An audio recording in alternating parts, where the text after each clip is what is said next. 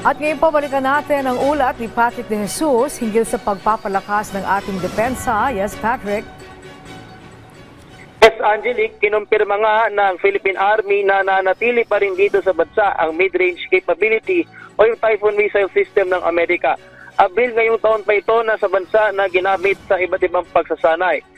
Kaya ito magpakawala ng Standard Missile 6 at Tomahawk Land Attack Missile abot hanggang 2,000 kilometro o higit pa. Ayon kay Philippine Army Commanding General Lieutenant General Roy Galido, patuloy ang ginagawang pagsasanay sa tulong ng naturang kagamitan.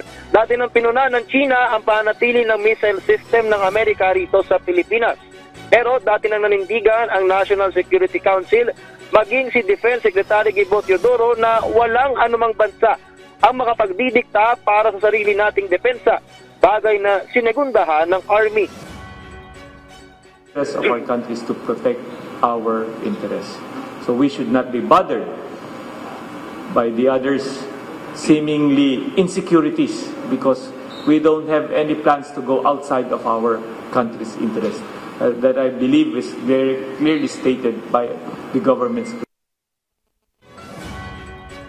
Sinabi rin ni Galido na isa ang MRC sa planong bilhin ng Pilipinas at naniniwala siyang mas mapapalakas din ito ang kapabilidad ng Army sa pagtulong naman sa territorial defense. If the question is, are you going to acquire it? It is planned to be acquired because we see its feasibility and its functionality in our concept in the comprehensive archipelagic defense implementation.